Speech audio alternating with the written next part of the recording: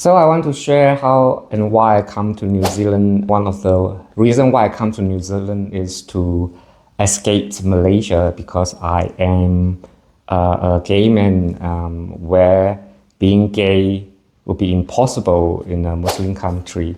Now I'm 52, coming to 53 years old. I finally able to feel comfortable of being a gay man, fully embrace my sexual identity. However, being the only son in Chinese culture means you have the obligation to carry on the family's name. And Malay, fortunately, is not the case, but I didn't know. I made an assumption as the only son, I would have to carry my family name.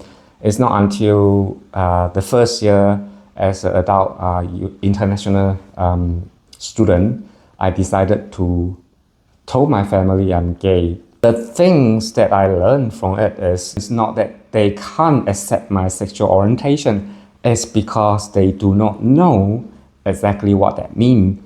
They don't understand what is the difference between sexual identity or gender identity. Would I get HIV? Would I then, not having someone in my life when I get old to look after me from a very traditional Chinese culture point of view. And I have to explain quite a lot, being the educator, to be willing to answer any questions that they might have through telephone.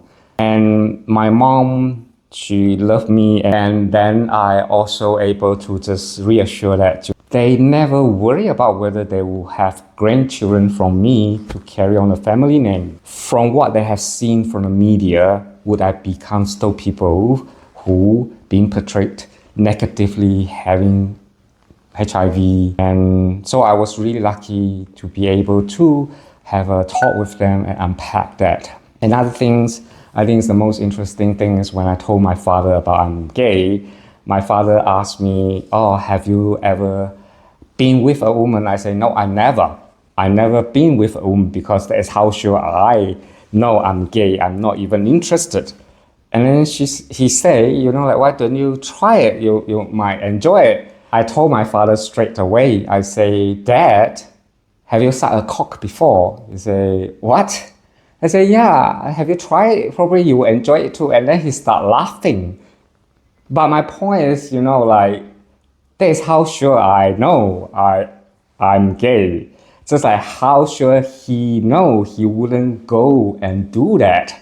Yeah, so coming out to a family as a Chinese, it's not easy. It's actually the most scary things I ever done because I could lost my families, and fortunately they all embraced my sexual orientation and accepted me of who I am. I don't think people understand as a gay man what coming out and declare your sexual orientation, asking people to even give you a permissions to live your life, and how humiliating it is because why you need permissions from society, and not to mention about the mental anguish that one have constantly thinking about what happened if someone find out I'm gay.